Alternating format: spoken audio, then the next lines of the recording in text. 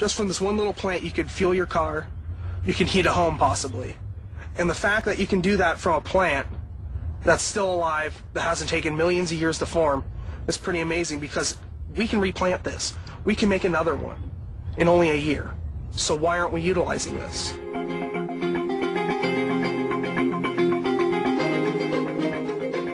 First, let's look at a little definition of what biofuel or corn gasoline is. And what you do is you take a plant, mostly corn, and using the magic of science, turn it into gasoline magically with no emissions.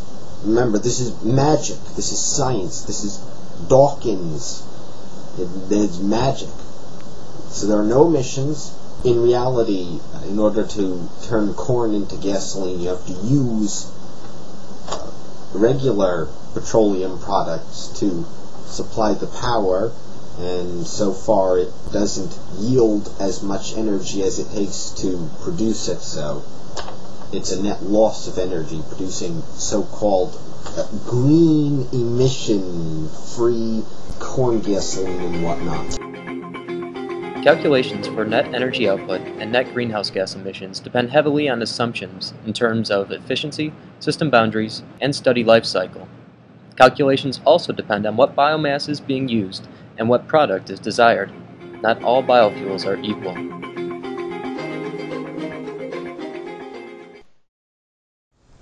Ethanol also, I thought about this. If it's causing you to get reduced mileage because it has less potential energy, alright, even NASCAR found a third less mileage when they switched to ethanol blended fuels. I mean, it's really sad, and you're also polluting more because this goes back to chemistry days. You remember conservation of mass? It doesn't go anywhere, it just changes form. Well, if you're putting more fuel in the car, you're sending more pollutants out. It goes further back from chemistry days. It goes back to grade school when we learned about the carbon cycle. Carbon dioxide is captured in photosynthesis, which gets converted into sugars. These sugars then get converted into ethanol through fermentation. When burned, the CO2 that gets produced from combustion is the same amount that gets taken out from photosynthesis. The overall conversion is light produces heat. Alright, ethanol also, it does produce less carbon and hydrocarbon emissions. That's good for the environment. But it does have the aspect of producing some weird nitrogen compounds, nitrogen oxides, that go in the air and create smog and acid rain and whatnot. Nitrous oxides start to form at 2800 degrees Fahrenheit. At lower temperatures, N2 is favored. Ethanol burns cooler than gas, so at a lower temperature there would be fewer or no nitrous oxides. There are already catalysts in cars to convert nitrous oxide made from burning gasoline back into oxygen and nitrogen.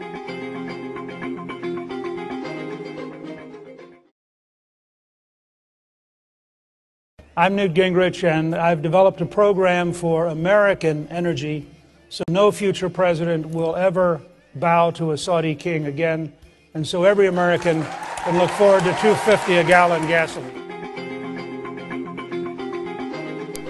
We're not even going to try to ask questions like, how is $2.50 a gallon sustainable? For two reasons. One, because when I look on the internet, I can't find anything that even says how he plans on doing it. And two, there's more important things to discuss when it comes to Newt Gingrich. For example, how soon can I get my spot on the moon?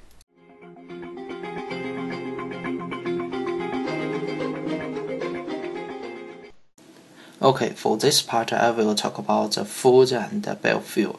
When people discuss the relationship between biofuel and food, they will always think the food shortage and more land for agriculture and its effect on traditional agriculture. They will be disagree with biofuel. But today I will introduce a new way to biofuel: hybrid rice. Hybrid rice is using cross-breeding different kinds of rice to make a special and target rice. For now, in general, it could produce up to 30% than the normal rice in China.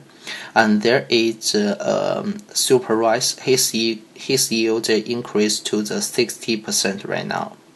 But there is a biggest problem for the hybrid food. Hybrid food is his unknown security. After we eating the hybrid food, we do not know his effect on Earth or our generation. But we could change our mind from the hybridized food to the hybridized biofuel. I think it will be a new and effective way for the biofuel. If you are interested in the hybridized biofuel, join us.